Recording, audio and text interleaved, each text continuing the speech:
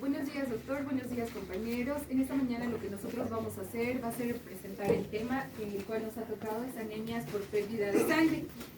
La siguiente, por favor.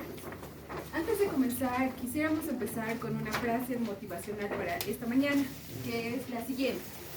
Cada vez que te sientas triste, recuerda que hay millones de células en tu cuerpo y lo único que les importa eres tú. Vamos, continuemos, por favor. Eso para inspirar la mañana, ¿ya? Buenas tardes. Buenos días, doctor. Buenos días, compañeros. Ahora vamos a hablar sobre lo que son la definición de anemia. Bueno, según el libro de Robbins, vamos a definir la anemia como la disminución de masa de eritrocitos. Ahora, en otras bibliografías, como Gaitón, podemos definir la anemia como la disminución de hemoglobina.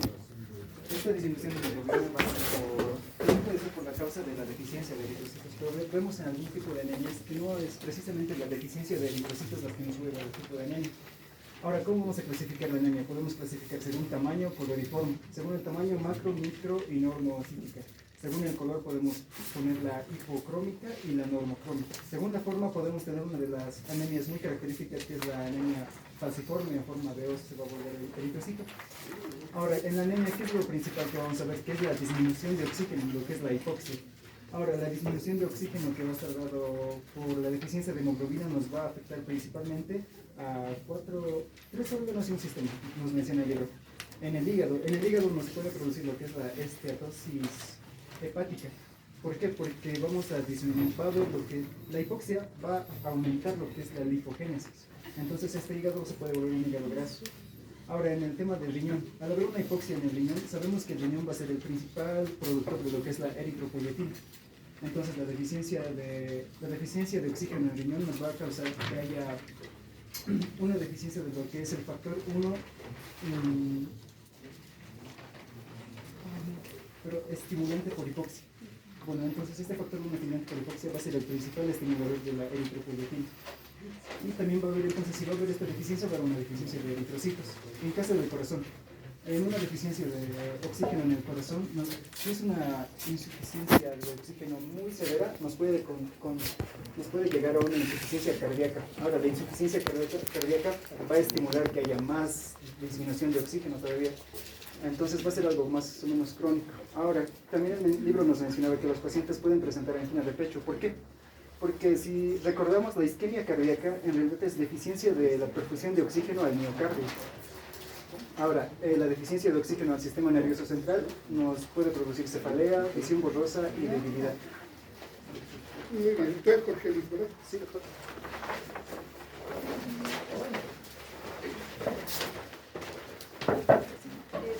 Vamos a continuar ahora hablando y nos vamos a llegar a los temas que nos ha tocado, que son anemias por pérdida de sangre agudas y las crónicas. Vamos a empezar primero por las agudas. Y bueno, como también mi compañero lo había dicho, para Robbins la anemia es una pérdida de eritrocitos, pero también hemos leído otras bibliografías y también dice que es de hemoglobina. Entonces hemos reunido estos dos datos y vamos a definir una anemia aguda, que es una condición que se va a caracterizar obviamente por una disminución rápida y significativa del número de glóbulos rojos o la cantidad de hemoglobina que hay en la sangre. Y esta pérdida, ¿por qué se da? Principalmente tiene que ser masiva y tiene que ser repentina, pero se tiene que dar principalmente nos decía que se da por hemorragias, y esto se puede ver en accidentes y demás. Lo importante es que sea masiva y que sea repentina. Es también importante. ¿Y por qué también se da? Porque se dice que las personas no pueden absorber suficiente hierro en el intestino para que esta hemoglobina se compense rápidamente. Por eso se lo conoce como una anemia aguda.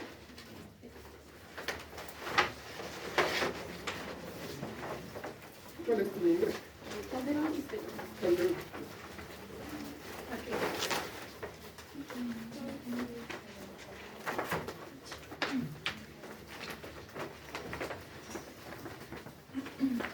Bueno, ahora vamos a hablar sobre la etiología, en realidad, de lo que van a ser la pérdida de sangre aguda.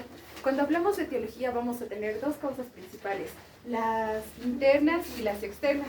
Cuando hablamos de las internas nos vamos a referir que puede ser ocasionado por un aneurisma, por la ruptura de un aneurisma aórtico, Puede ser por un embarazo extrauterino, esas podrían ser las internas. También nos menciona que en la parte externa tenemos a los traumatismos, como ya lo ha dicho, úlceras, abortos y el posparto, que puede ser el posparto quirúrgico.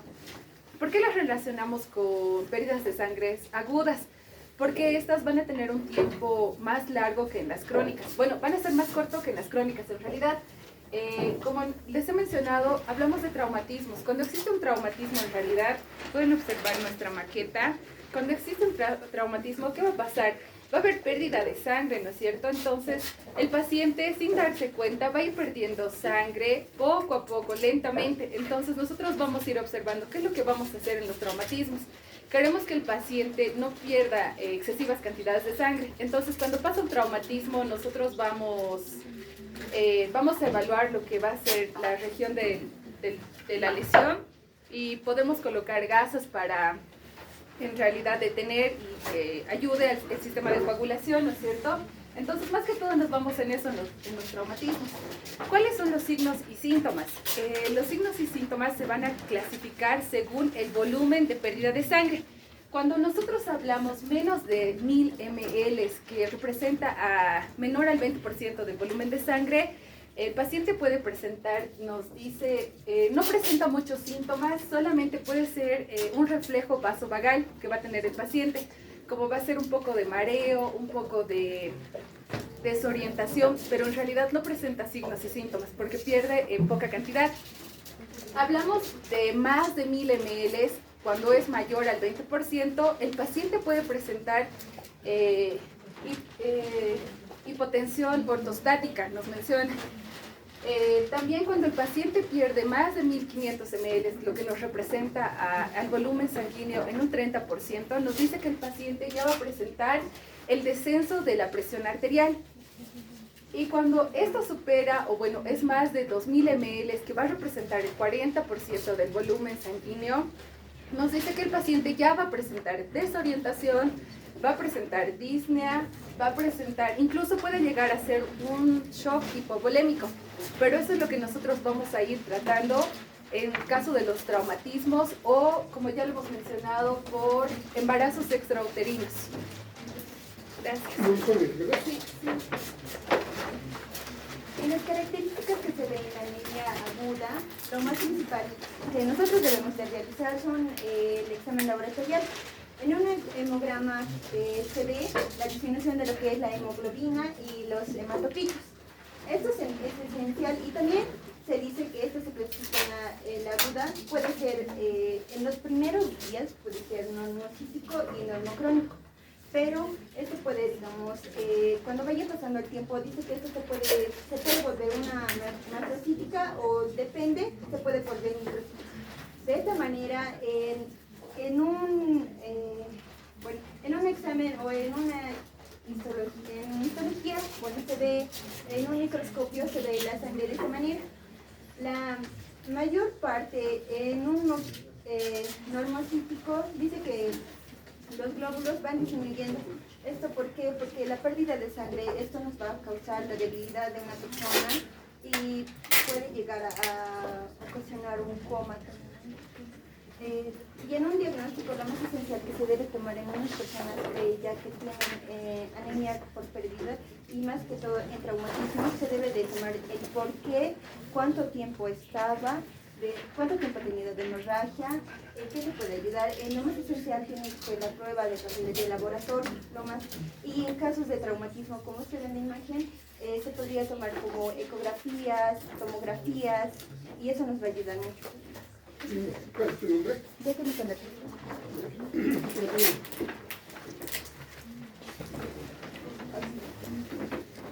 Bueno, continuando en lo que es la morfología de los glóbulos rojos que van a tener en el caso de la anemia, bueno, nos dice que principalmente se van a encontrar en comienzos normocrónicos y bueno, nos indica que esto se va a deber porque la pérdida de sangre es repentina, pero al pasar de los días nos indica que al no haber una composición de lo que es la recuperación de la anemia, bueno, nos indica que pueden tomar una forma crónica y eso se va a deber principalmente a que, bueno, Lo que sucede es, básicamente, al disminuir el metrocito vamos a ver lo que es la desoxigenación, y esto va a estimular lo que es la secreción de la eritropoyetina, y esto va a actuar a lo que es a nivel, va a estimular la proliferación de lo que son los eritroblastos. Bueno, nos dice que estos van a ser lanzados antes de lo que deberían ser, por ejemplo, los reticulocitos, nos dice que se van a liberar antes, y en su constitución normal deberían estar en lo que es la sangre al 1%, y se van a encontrar en el recuento que se le va a hacer en el laboratorio, se les va a encontrar de 7 a 15%. Y bueno, La eritropoyetina, ¿dónde va a actuar? No sé. a nivel, bueno, va a estimular a lo que es la médula ósea, lo que es la producción, bueno,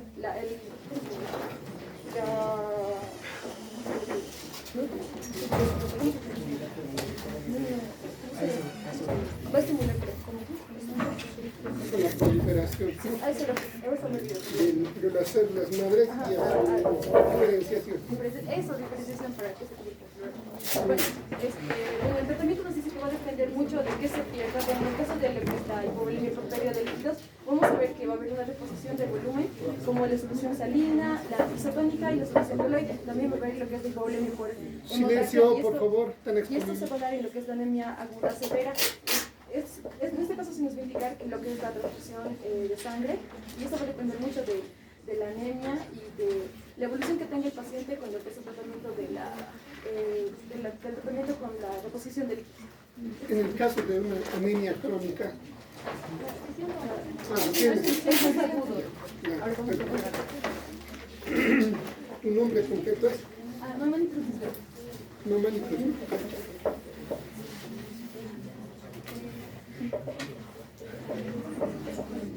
La anemia de pérdida de sangre crónica que se va a presentar ginecológicamente, esto se puede presentar mayormente en mujeres en edad reproductiva. Esto va a ser con la pérdida de sangre excesiva, que esta puede ser a causa de la menstruación, esto en casos patológicos, también en la inserción de la DIU, que es un dispositivo intrauterino, que en eso puede provocar lesiones inflamatorias, lo que puede causar que haya un sangrado en la pared uterina. También en la menarca, en las niñas que están empezando con la menstruación, eso puede provocar un sangrado y eso puede provocar una anemia leve. En los abortos recurrentes, que esta puede ser en los abortos recurrentes, que esto puede ser genéticos o trastornos que puede ocurrir. Observen, una de las causas de la anemia aguda o anemia crónica puede ser la metrorragia, ¿no? Que es la hemorragia en la mujer, ¿no? Que puede ser crónica o puede ser aguda. Y esto, lógicamente, puede llevar a una anemia, ¿no? Continúa. Las mujeres posmenopáusicas, que estas pueden presentar la metrorragia posmenopáusica, que esta puede causar un sangrado. Esta puede ser secuencia a causa de un carcinoma uterino. También las hemorragias digestivas, que esto también puede ser secundarias a un carcinoma gástrico e intestinal, también por úlceras hiatas. También nos dice que otros factores que pueden provocar el sangrado pueden ser las hipertrofias endometriales, también los pólipos endometriales, también las atrofias endometriales. Donde las atrofias endometriales, esta puede haber una disminución del estrógeno y esta puede provocar que la mujer, que la pared se debilite y pueda causar un sangrado.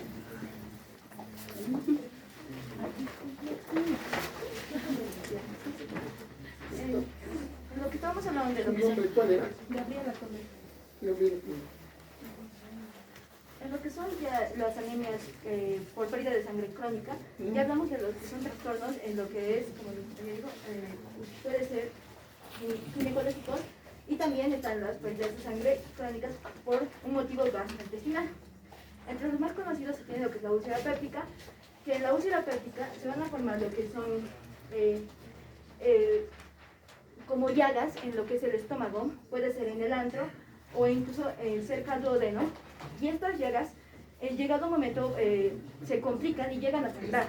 Y esto se presenta por medio del paciente con medio de melenas, que es defecación con sangre. Pero el paciente no se va a dar cuenta ni va a sentir mucho que está perdiendo sangre, pero lo va a perder crónicamente, como se muestra en la imagen. Después tenemos lo que son las anquilostomiasis, que son cuando ya es pérdida de sangre por parásitos, como lo es en esta imagen, o en esta imagen, que ya causa daño a nivel intestinal, lo que es el ancilostoma duodenale o el mercatoro americano. Igual por las ventosas que tienen en la boca, ¿sí? Que es sus ventosas, causan igual crónicamente sangrado y el paciente tampoco se va a dar cuenta. En lo que es el cáncer de estómago, igual puede ser secundario a que haya llagas o úlceras pépticas, que igual va a estar formando próximamente lo que son ya hemorragias crónicas.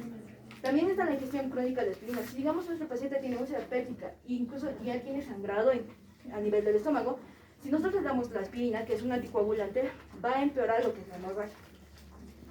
Y por último, las diverticulosis, que las vemos aquí, que son como bolsitas que se forman a nivel del colon. Y estas igual pueden llegar a sangrar, porque ya hay daño a nivel, ya no es tan... la mucosa ya no tiene la misma resistencia que tenía.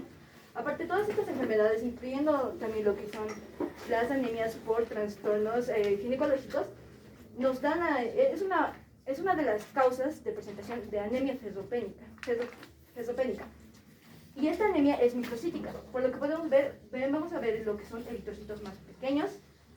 Vamos a ver, estos eritrocitos igual van a tener deficiencia de hierro, por lo cual el eritrocito no va a poder agarrar bien lo que es el oxígeno. Muy bien. Bueno, entonces ahora, bueno, un aplauso para el grupo. Ahora vamos a las preguntas. Bueno, son dos preguntas que tengo. Primero, la vida media del eritrocito es 120 días, ¿lo ves? Pasado este tiempo, el eritrocito es viejo, tiene que eliminarse. ¿Cómo se elimina?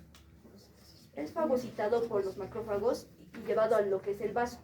Muy bien, o sea, en el vaso, ¿no? Igual hay macrófagos, son captados, ¿no? Por los sinusoides esplénicos y los macrófagos los fagocitan, ¿verdad? Y esto es esplénico, y hay otro que es en la sangre, en la circulación también, que lo que decía Yosara puede ser captado por los macrófagos y destruidos, ¿no? Porque ya tienen un marcador, ¿no? Que ya es viejo y tiene que ¿no? desaparecer. ¿Por qué? Porque va a haber otro reemplazo que es la médula ósea se va a producir, que se llaman células eritropoyéticas, ¿no? O eritroblastos también, que son células nuevas que están regenerando, ¿verdad? Muy bien. No sé si los grupos tienen alguna pregunta para el grupo. ¿Todo bien? Muy bien. Entonces, tienen material, ¿no? Entonces, tienen 10 sobre 10 sobre material. Organización tienen 15 sobre 15. Y la defensa sobre 10 se va a calificar porque se va a calificar individual, ¿no ves? Otros tendrán 10 sobre 10, otros tendrán 8. El acortamiento de vida de los eritrocitos, como el doctor bien lo mencionó, que lo normal tiene una vida media de 120 días. También va a haber una elevación de la eritropoyetina. Recordemos que la eritropoyetina normal es de 2,6 a 18,5 miliunidades por mililitro. Ahora también va a haber una acumulación de productos de degradación de hemoglobina, por lo que mencioné en un inicio con la definición. Bueno, para empezar tenemos que hacer recordar la descripción fisiológica entonces, que se va a dar, como bien lo mencionó el doctor, se va a dar más que todo en el vaso. En las anemias hemolíticas, como tal, va a haber una destrucción prematura de estos eritrocitos. En esto tenemos que hacer hincapié en dos términos, que es la hemólisis extravascular y la hemólisis intravascular. La extravascular, como bien lo dice, se va a dar afuera del vaso. Por lo general, más que todo, fuera del vaso sanguíneo como tal. Entonces, el órgano donde principalmente se va a dar va a ser en el vaso. La hemólisis intravascular, pues, por lo general se da en lesiones mecánicas, por parásitos intracelulares, como el paludismo. También existen los factores tóxicos, que son exógenos, obviamente. Van a variar en las características clínicas. Bueno, a nosotros lo que nos importa es la hemólisis extravascular, que es lo que se va a dar en el vaso, como le dije. Bueno, básicamente la hemólisis extravascular, los famosos, como dijimos, los eritrocitos se va a realizar la famosa hematocatéresis, que es la destrucción de los eritrocitos del vaso. Esto se va a dar gracias al hemocromo. Pero no obstante, se va a dar una hemólisis extravascular de manera prematura en el vaso a nivel de los fagos, gracias a los fagocitos, ¿no? Pero ¿por qué esto nos importa? Porque en sí los eritrocitos van a sufrir la famosa hematocatéresis, porque la edad de las proteínas va a estar la edad de las proteínas va a hacer que pierdan sus propiedades, por lo cual va a poder ser captado por el vaso para ser destruido. A continuación les voy a explicar sobre lo que es la esferocitosis hereditaria. Bien, en sí es un trastorno hereditario que se va a dar por la... Bueno, en sí es un trastorno hereditario que se va a dar por los defectos intrínsecos que va a haber en la membrana. ¿Qué quiere decir esto? Que va a haber genes, en sí se da por un patrón de herencia autosómica que va a ser dominante. ¿Por qué dominante? Quiere decir que entonces la mayoría de los que van a tener este gen defectuoso si van a tener sus hijos, lo más probable es que también sus hijos padezcan de esta enfermedad. Por lo general es más prevalente en el norte de Europa, en países tales como Finlandia, Estonia, Suecia y Noruega. Para empezar, tenemos que explicar muy bien lo que es la patogenia. Tenemos que considerar cómo es que está formada. Si se recuerda, la membrana celular normal de una célula está formada 50% de proteínas, 40% de lípidos y 10% de carbohidratos. En este caso, podemos ver en esta figura que va a haber estas proteínas intrínsecas. Ahora, va a haber en esta membrana del eritrocito como tal ciertas características especiales. A nivel, va a haber dos zonas de anclaje, la banda 3 y la banda de la glucoforina T, en la cual va a estar unidas gracias a proteínas tales la anquilina como la actina. Va a ser como un sitio de unión. Un sitio de unión en la proteína helicoidal que tiene dos estructuras que son la espectrina y la actina. En sí, lo que quiero que se queden aquí, si bien van a haber muchas proteínas, lo más importante va a ser la espectrina a nivel. ¿Por qué? Porque gracias a esa ya sea déficit o déficit en sí de la proteína, entonces es que se va a dar la famosa esferocitosis hereditaria, porque estas proteínas van a conferir la estructura, les va a conferir la famosa... Como el eritrocito necesita viajar por los vasos, entonces se va a poder deformar fácilmente. Y sin eso, entonces no podría cumplirse las funciones del eritrocito como tal. Ahora, ¿qué va a pasar si es que no existen estas proteínas? Entonces, simple y llanamente va a haber una fragmentación de la membrana, lo que va a hacer que la célula como tal se vuelva esferoide por necesidad. Por eso es que se llama esferocitosis hereditaria. Bueno, las características clínicas son la anemia, la esplenomegalia y la ictericia. A continuación, mis compañeros van a hablar de las otras clasificaciones de epidemias hemalíticas según sus mecanismos subyacentes. Mi nombre es Choque Cruz, voy a continuar. Me toca a mí el déficit de glucosa 6-fosfato deshidrogenasa.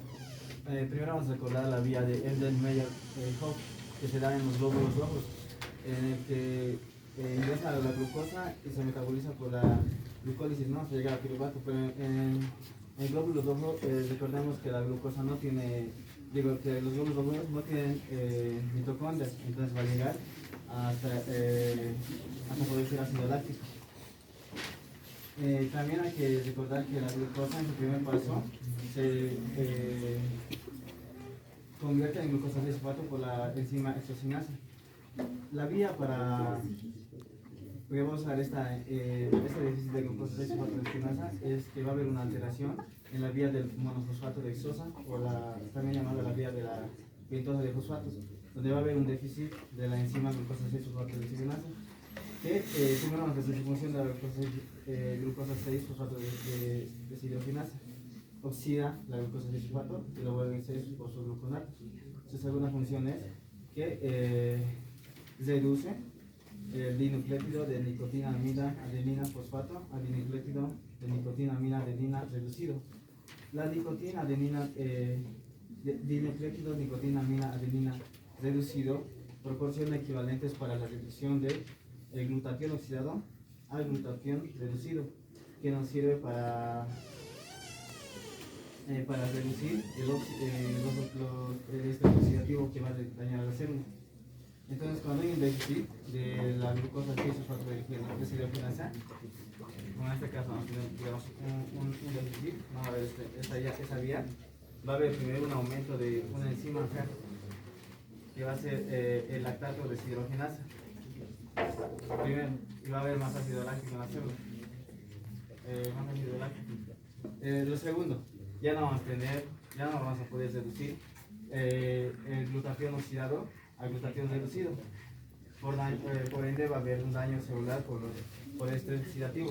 Los factores desencadenantes que van a inducir el estrés oxidativo van a ser infecciones, por ejemplo, los leucocitos que van a liberar radicales libres, los fármacos, los antihiperlúdicos, las sulfonamidas y algunos alimentos, por ejemplo, las habas, ¿no? Lo que se conoce como el fabismo, el consumo de habas que va a generar metabolitos oxidantes. También cuando la célula está expuesta a demasiado oxidante, va a generar que los grupos sulfidrilos de la globina se unan, formen enlaces entre sí. Esto va a hacer que haya una desnaturalización y una precipitación de la globina y se unen a las membranas de las células del glóbulo rojo, lo que va a ser conocido como los cuerpos de Heinz. Entonces, histológicamente, mediante un corte, mediante una muestra periférica, se observan los cuerpos de Heinz. Sí, en un fotis periférico. Así es una tensión suprarrenal. Aquí se observa una célula mordida. Entonces, lo que pasa es que el glóbulo rojo ingresa hacia el vaso. Entonces, en el vaso existe un cordón, el cordón esplénico de Nichols, donde existe hartos macrófagos esplénicos. Entonces, estos quitan a los cuerpos de Heinz y es lo que le da la apariencia de una célula mordida. También indica que la hemólisis cesa cuando solo quedan eritrocitos jóvenes, o sea que es intermitente, es episódica. Cuando hay eritrocitos viejos, ya no maduros, ¿no? Ya no hay la producción de proteínas. Hay un déficit de la producción de proteínas. Mientras que cuando hay jóvenes, esto va a cesar. Cuando ya haya acabado la destrucción de eritrocitos maduros, los eritrocitos jóvenes van a contener lo que es la enzima glucosa 6-fosfatidilgenasa. Entonces va a cesar la hemólisis. Aunque haya factores desencadenantes como fármacos, alimentos, igual va a cesar la hemólisis.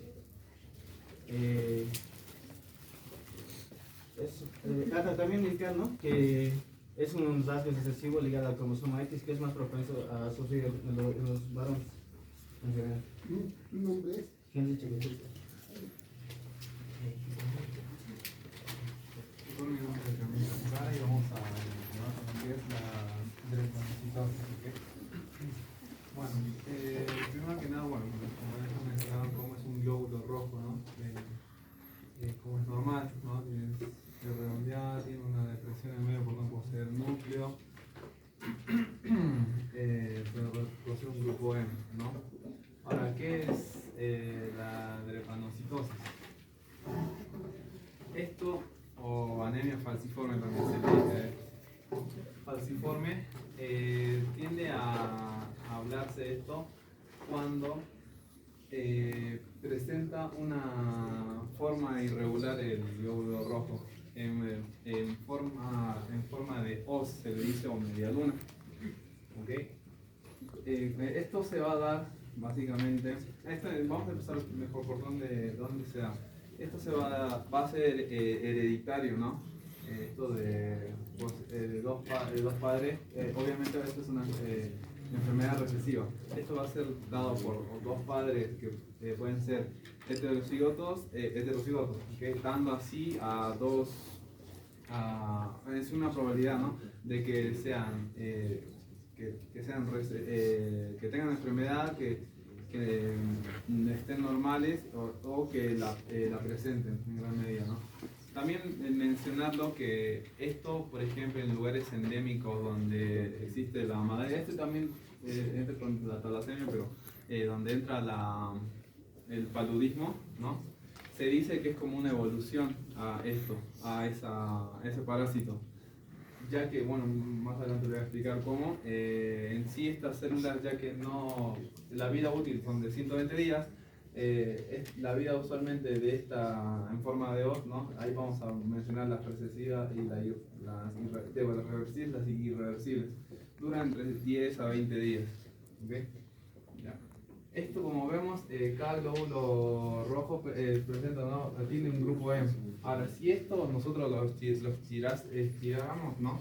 Los tirásemos, obviamente va a presentar esta forma de proteína. Y esto va a ser una alteración, bueno, va a ser una alteración por cambiar de una timina por una adenina. Esto que va a hacer que el ácido glutámico, en lugar de ácido glutámico, ¿no? Esto ya en el cromosoma 11, perdón, en la serie, el ácido glutámico se cambie por una valina. Esto, como sabemos, una pequeña alteración puede cambiar todo, ¿no? Esto va a dar una enfermedad autosómica recesiva. Ahora, esta enfermedad, ¿no?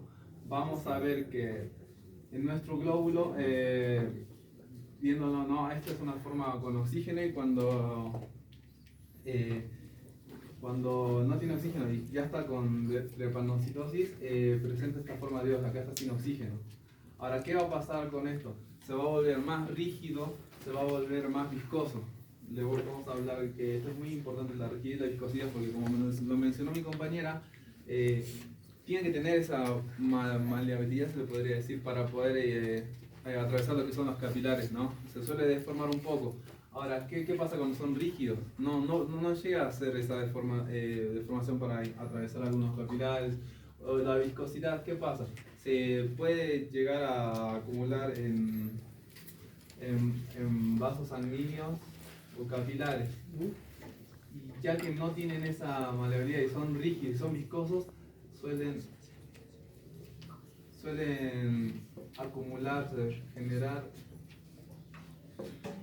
cúmulos de células donde no van a estar. ¿Eso cómo se llama? Trombos, ¿no? Se forman coágulos o trombos por agregabilidad de los eritrocitos, ¿no? Porque son viscosos. No, ¿esto qué puede llegar a producir, ¿no? Isquemias o aparte de las isquemias, perdón, los trombos que mencionaba, ¿no? Ya. Esta es una de las que forman. Listo, otro. Como su vida útil aparte es mucho menor que en la clínica que vamos a poder, perdón, de irreversible estaba. Esto puede ir, o sea, este drepanocito se puede volver a oxigenar y puede volver a adquirir lo que es la forma normal, ¿no? Que sería así, pero esto en repetidas ocasiones pasa de ser reversible a ser irreversible. ¿Esto qué va a ocurrir con la célula?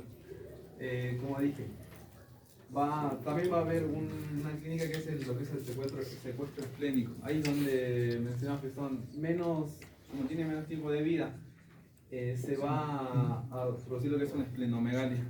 ¿Esto por qué? Por el cúmulo la eliminación de los glóbulos y el cúmulo de estos drepanocitos en el vaso, y bueno, vamos a ver que se va a producir una esplenomegalia. Otro síndrome de Perdón que te corte. Hay un término que se llama autoesplenectomía, se llama, que el cuerpo solito, el vaso deja de funcionar. Y eso se produce por justamente lo que tú has hecho, se forman trombos que llegan a las arterias esplénicas y dejan de suministrar oxígeno. Y entonces hay una necrosis y atrofia y autoesplenectomía del vaso, ¿no? De la persona con drepanocitosis. Esto es, pues, claro, hay secuestro, pero hay otro término que se llama autoesplenectomía.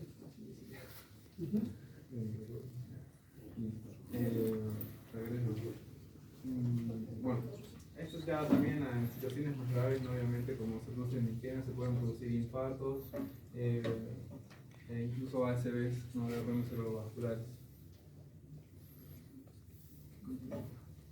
Sería todo. Está bien, o sea, está bien la exposición. Desde el punto de vista práctico, para emplearlo en la parte clínica, esto se ha originado, se ha hecho investigaciones, se ha originado, es autóctono de África, ¿no? En África, los de color oscuro, o sea, los negritos, básicamente tenían esto como un mecanismo de defensa, ¿no? Como dijo Yamil, en allá es frecuente lo que es una endemia, el paludismo, ¿no? Entonces, la malaria, cuando uno viaja de aquí de Bolivia, digamos, a África, sí o sí enferma de malaria.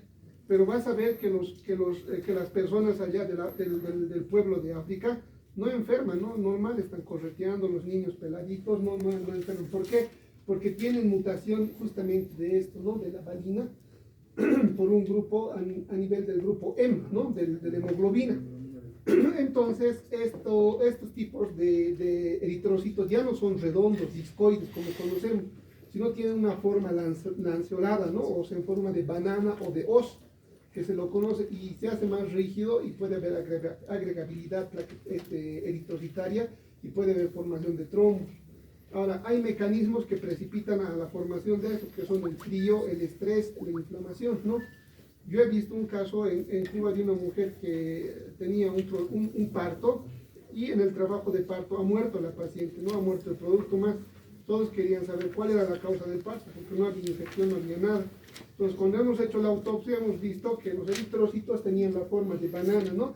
Y había múltiples trombos en el cerebro, en el vaso, en el hígado, en el corazón, en el pulmón. Prácticamente todo su cuerpo estaba lleno de trombos, ¿no?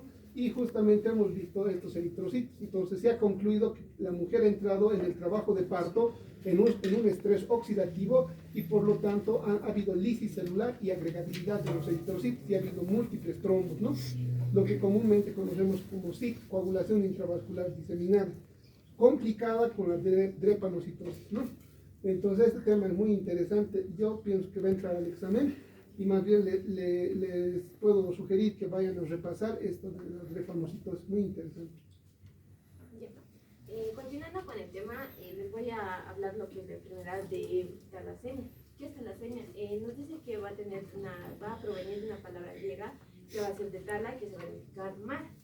Ya, para entender lo que es la enfermedad de talasemia, tenemos que saber la estructura normal de lo que es la hemoglobina. Cómo va a estar conformado lo que es por grupos, bueno, por cadenas globinas y también va a estar formado por hemos, que es aquí dentro, tenemos cuatro.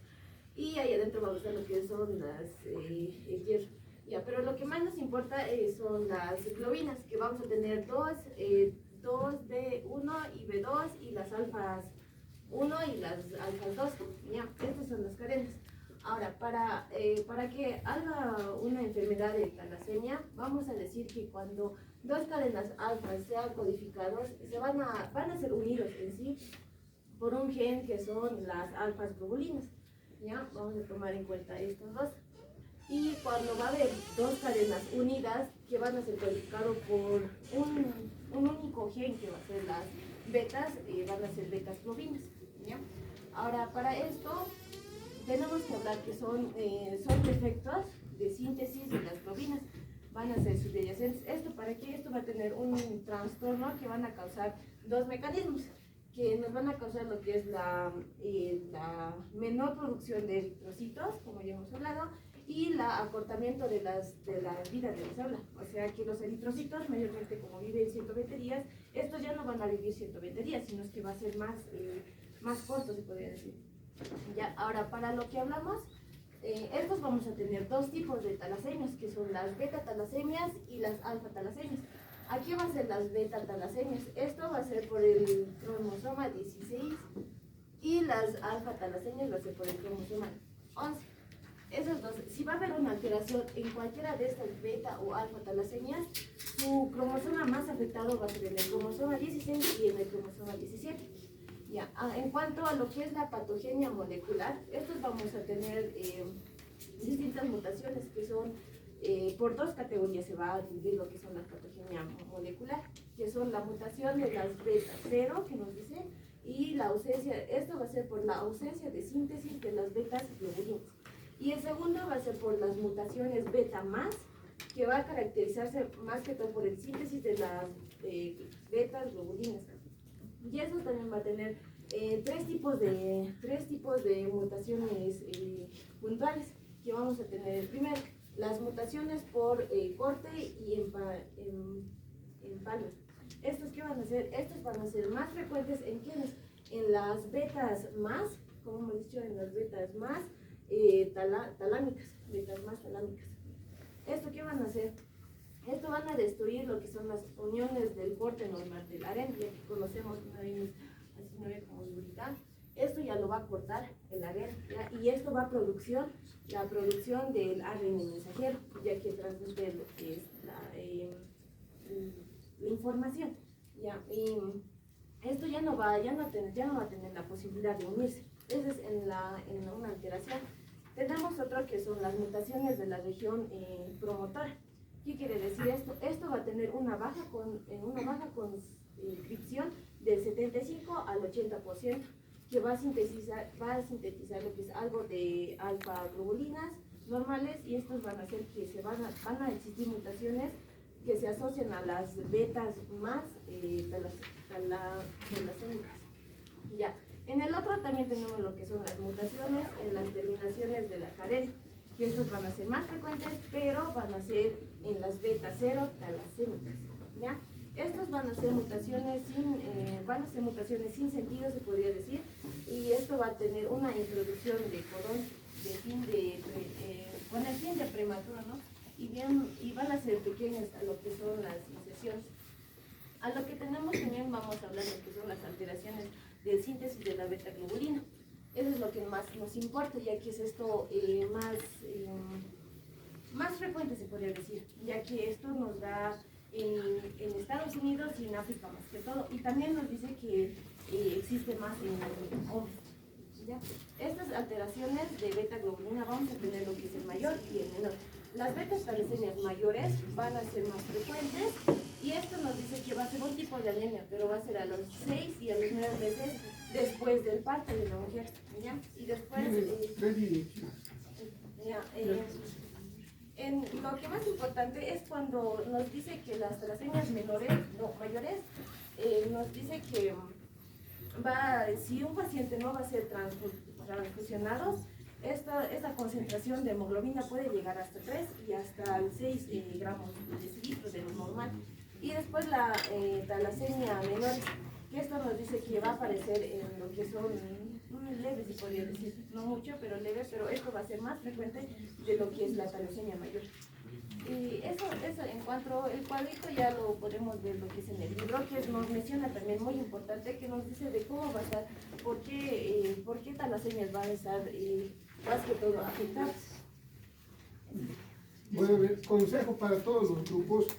El grupo solo tiene 15 minutos, ¿verdad? La hemoglobinilla poliquística nocturna. Se dice que esto es una enfermedad producida por una consecuencia de una mutación en el gen X de una mujer, ya que esto es causado se dice que esta es una enfermedad adquirida en Estados Unidos, más que todo se ha visto de 2 a 5 casos en millones de personas. Esto se causa por la HPN, que tiene una indicencia en la GPI. La GPI es la glucofosfaticinositol, que esta enzima está unida con la HPI, que al unirse tiene una mutación en un solo gen. Esto es causado más en mujeres, ya que va a afectar su cromosoma X. Y se dice que también las células de la HPI son deficientes en 3 proteínas ionizadas. La primera sería el factor acelerado de una descomposición de CD55. La segunda es una inhibición de la membrana de la lisis de reactivación o CD59, y la proteína de la unión de factores de C8. De estas 3, la más importante es la 2, que es la CD59, también conocida como inhibidores de la membrana de la lisis activa. Esta es causada al momento de unirse esta membrana, recordemos que la membrana celular está unida por 2 capas lipídicas, que son: la primera es más gruesa, que es también conocida como membrana, está en una región reactivada, ahí se va a unir más que todo que en la segunda capa, que es más, está por ver un enlace, y a la cual se va a unir por la glucofosfacitinol, que es la GPI. Ahí se va a encontrar esta proteína y va a ser una deficiencia para esta mutación. Esta enfermedad se dice que se puede se puede observar más en mujeres. ¿Por qué? Porque se dice que también es adquirido porque se dice que se puede encontrar en la región cervical, que todas las mujeres lo tienen. Y esto en algunas ocasiones se puede hacer un trasplante o se le saca el gen X mutado. Y se puede conocer esta enfermedad por una...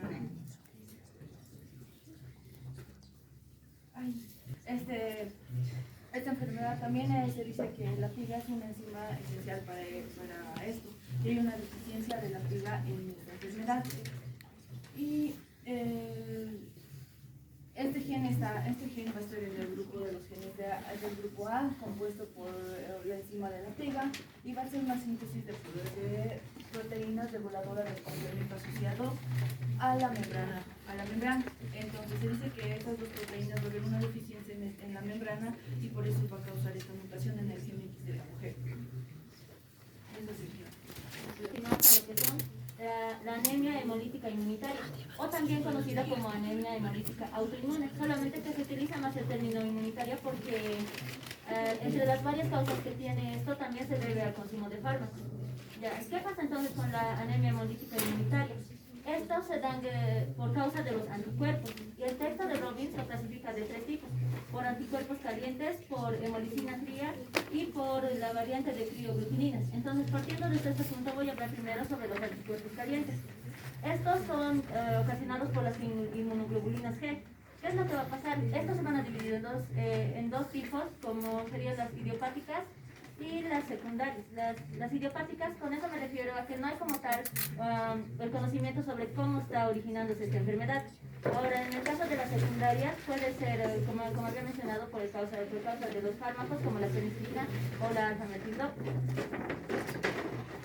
Lo más importante de esto es que este tipo de enfermedad es de tipo extravascular.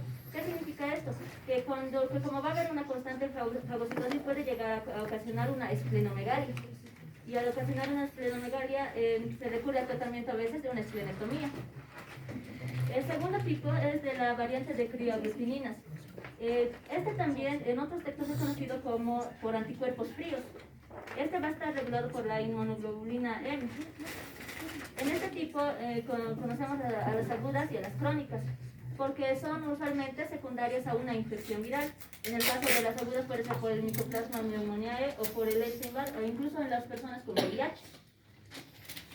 En el caso de las crónicas se debe a neoplasias o a neoplasias linfoides. Y finalmente el de hemolicina frío va a ser ocasionado por las inmunoglobulinas G. Este casi no tiene una relevancia clínica debido a que la recuperación es rápida y se da usualmente en un mes. Estas enfermedades se recurre a lo que es la prevención, en la cual se ingresa como tal un antígeno y se puede observar que los eritrocitos ocasionan un aglutinamiento, y de esa manera se dice que puede ser una prevención positiva. Estas pruebas son directas e indirectas. Los síntomas asociados a estos esa es la directa, ¿verdad? La indirecta. esta es la directa y esta es la indirecta. En la indirecta lo que se pretende es que los anticuerpos reaccionen a un tipo, y de esa manera se puede ver si cuál está ocasionando, si puede ser la inmunoglobulina G o la M, ya que esos son los que ocasionan esta enfermedad. También, como había mencionado, en el caso de los anticuerpos calientes, usualmente puede ser ocasionado por el lupus eritematoso sistémico. Y en el caso de los síntomas vamos a encontrar lo que viene siendo el signo de Raynaud, en el que vamos a observar acrocianosis en varios casos.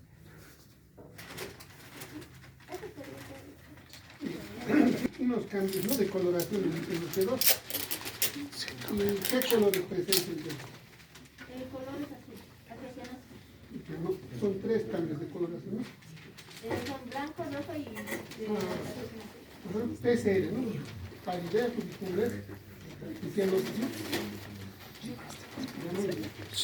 ¿Quién fue? Kevin. No, Kevin.